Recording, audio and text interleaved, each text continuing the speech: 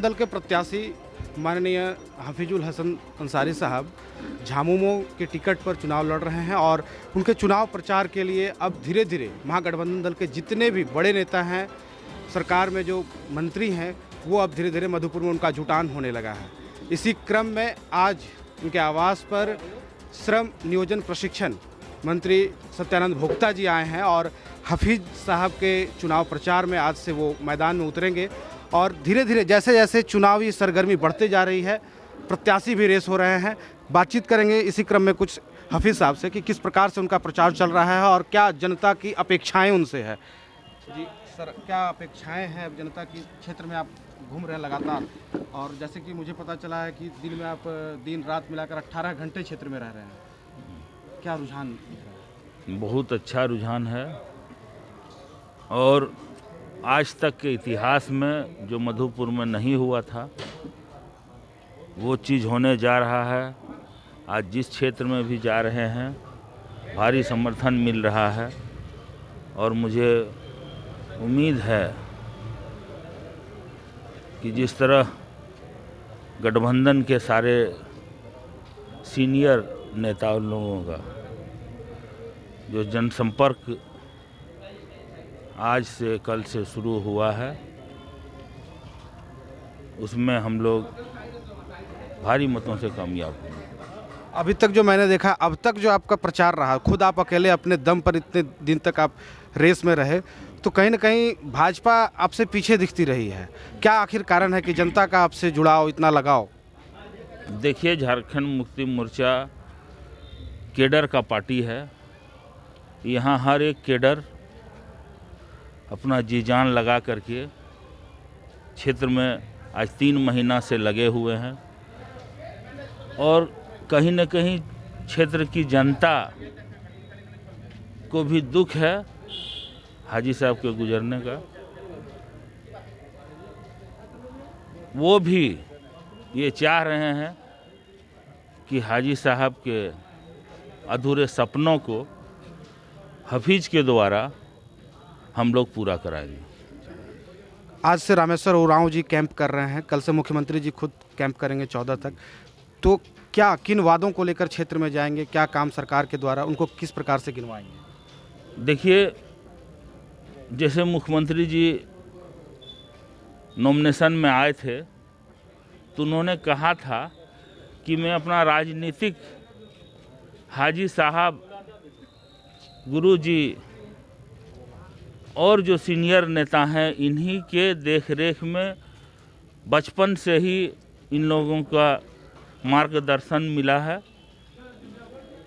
और हाजी साहब मेरे लिए बहुत खास थे।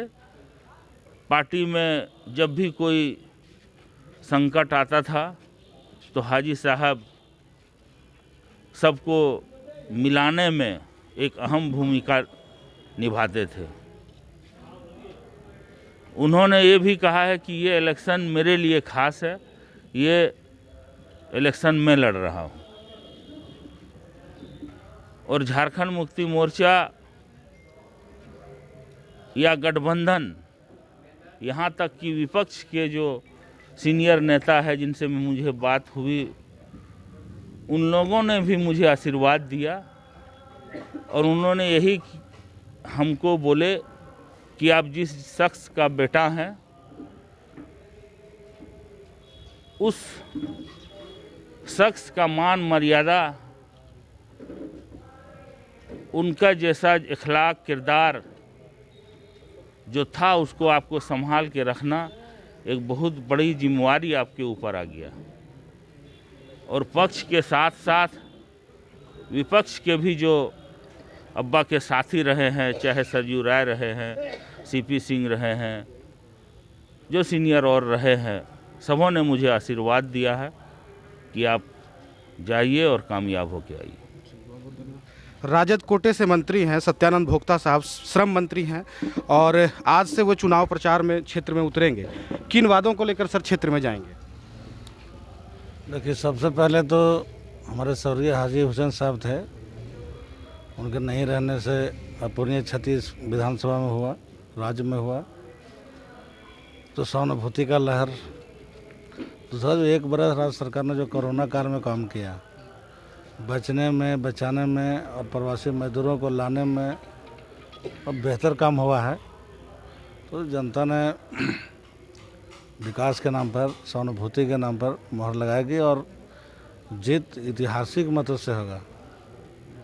अब तक लगभग जो सरकार ने कार्यकाल पूरा किया है, लगभग 1.5 साल का, तो इस दरमियान जो आपने उपलब्धि हासिल की है, उन उपलब्धियों को तो आप क्षेत्र में जाके बताएंगे। क्या उपलब्धियां, वैसी खास उपलब्धियां हैं? इस सरकार में बहुत सारी उपलब्धियां हैं। जैसे अभी सिविल सेवा का 16, 17, 18 से मीटिंग था जो बहाली नहीं हो रही थी। राज्य सरकार ने एक बार 70 सिविल सेवा का बहाली निकालने का काम किया। इसके अलावा जो युद्ध स्तर पर सड़क हो, पुल हो, स्कूल हो, सो काम हो रहा है। भाई कोरोना वायरस में मान लीजिए स्कूल बंद है, हाट दुकान बंद होने वाला है, कर्फ्यू लागू होगा, तो लोगों को मेन है कि कोरोना वायरस में बचाना है, बचना है, सोशल डिस्टेंस का ध्यान रखते हुए सभी काम करना है। तो इन सब बातों को रखा जाएगा। और बहुत वृद्धा पेंशन जिनको नहीं मिल रहा था, राशन कार्ड नहीं मिल रहा था, ऐसे बहुत बेहतर काम हो रहे हैं हर क्षेत्र में। नामांकन के दिन आप आए थे हफीज़ जी के, और उस नामांकन में जो आपने जनसैलाब देखा, क्या अपेक्षा करते हैं, क्या लगता है स्थिति क्या बनेगी? देखिए, उदाहरण में अब मधुपुर नहीं है, आपको बेरमो विधानसभा देखेंगे उपचुनाव, दुमका, उससे और इतिहास बनाएगा मधुपुर। और जो यहाँ पर विपक्ष का जो उम्मीदवार है गंगा, हमने कहा था कि ना बहेगा गंगा और ना खिलेगा फूल, मधुपुर में जीतेगा हफीजुल।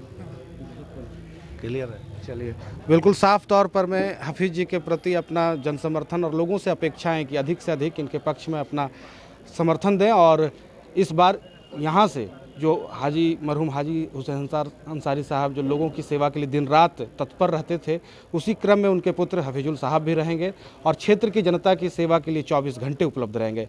अभी जिस तरह से ये क्षेत्र में चुनाव प्रचार में निकले हुए हैं, दिन रात एक कर चुके हैं और हर कोशिश जनता की समस्याओं को तुरंत करते हैं, जैसे होता है वैसे उनकी समस्याओं का समाधान करते हैं।